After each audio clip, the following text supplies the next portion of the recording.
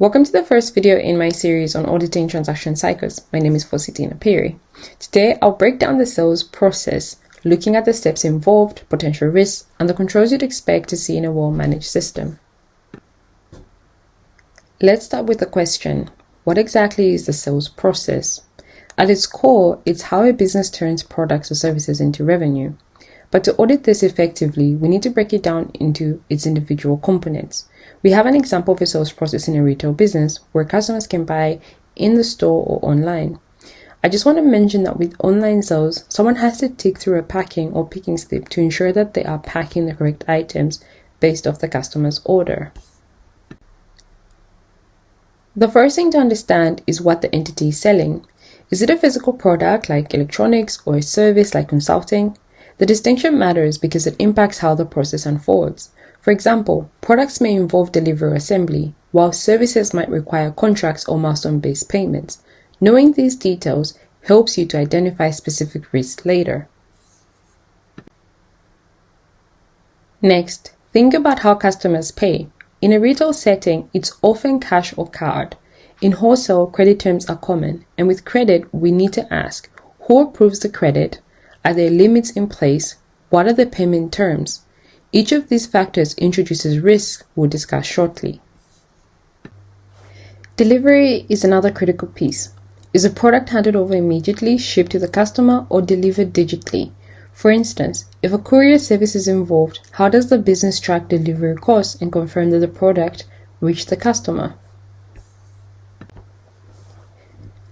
Are sales made online or through a team? If there's a sales team, how are they compensated? Fixed salaries pose minimal risks, but commissions and bonuses can sometimes lead to aggressive or unethical sales practices.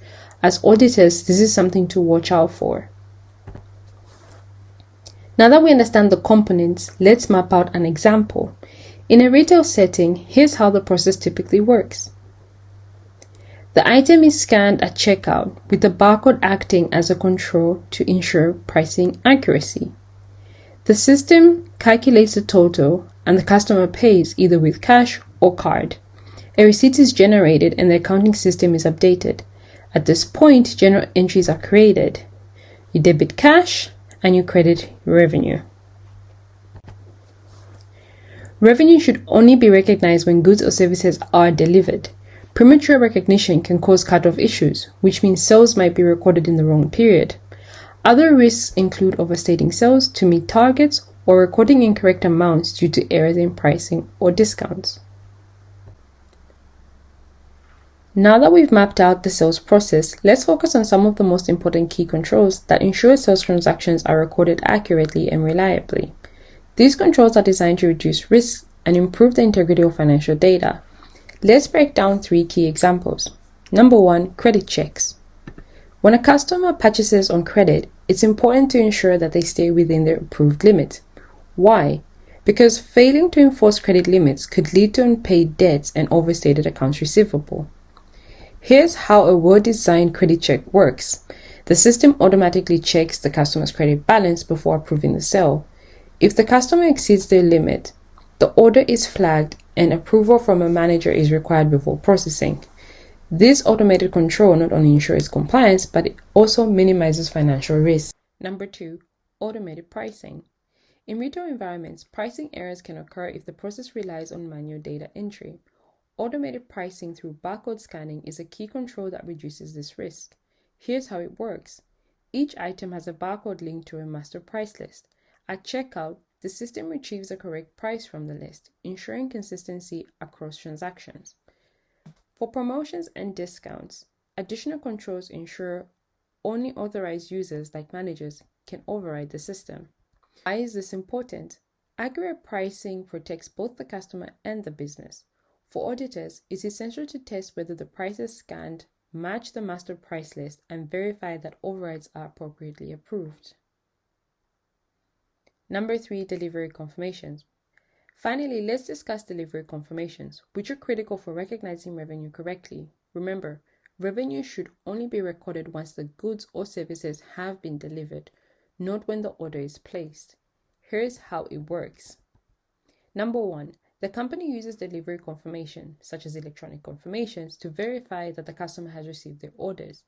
These confirmations are tied to journal entries, ensuring revenue is recognized at the right time. These three controls, credit checks, automated pricing, and delivery confirmation, are excellent examples of how businesses safeguard accuracy of their sales process. As auditors, it is our job to verify that these controls are functioning effectively, minimizing the risk of material misstatement.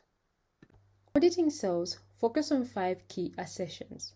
Number 1, occurrence. Did the sales actually happen? Number 2, accuracy. Were the amounts recorded correctly? Number 3, completeness. Were all valid sales captured? Number 4, classification. Were the entries recorded in the right accounts? Number 5, cut-off. Were sales recorded in the right period?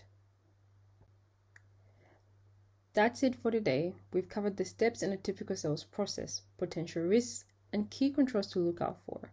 This is just the start. Next time, I'll dive into testing controls and performing substantive procedures in the sales process.